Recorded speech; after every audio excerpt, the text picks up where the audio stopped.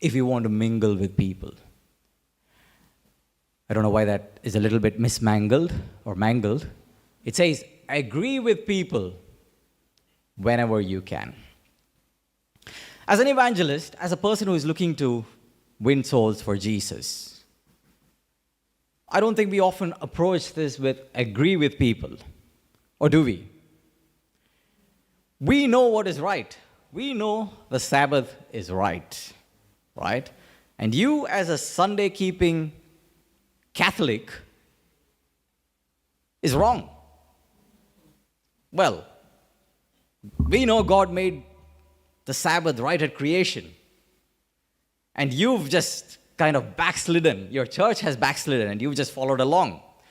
And there is no way, as a supporter of truth, that I'm going to agree with anything that you're going to say.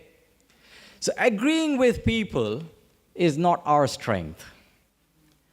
But this is the first principle if we want to be able to mingle with people.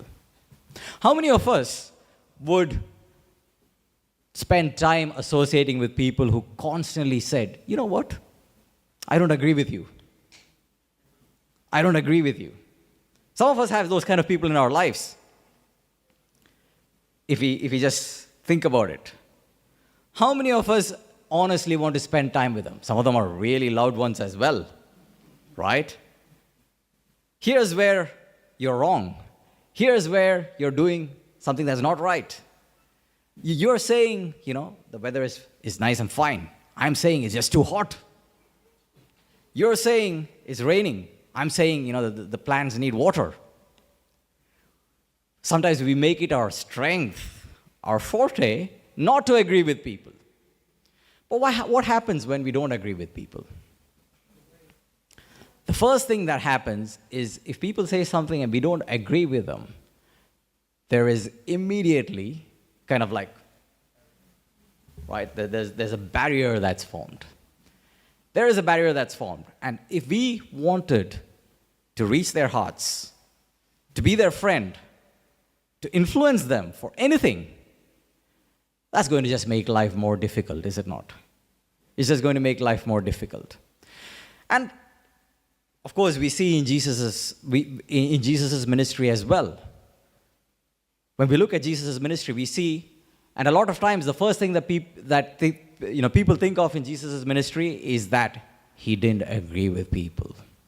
He called the Pharisees whited sepulchres, right? Hypocrites. He was definitely not agreeing with people. But is that the case in his entire life and in his ministry? Is that what Jesus did?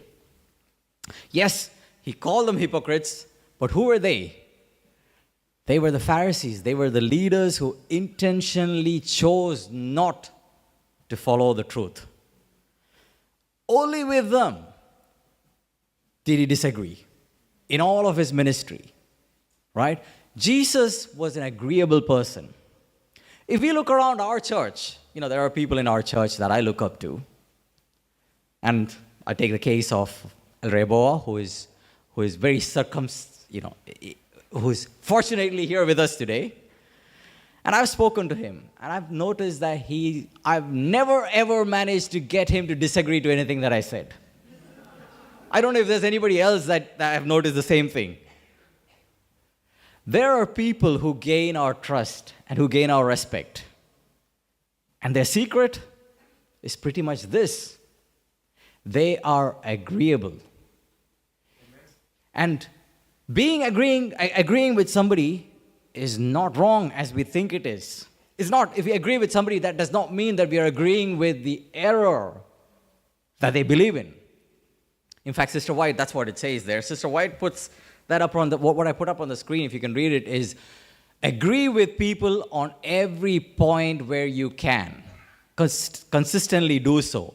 Let them see that you love them and their souls and want to be in harmony with them as far as possible.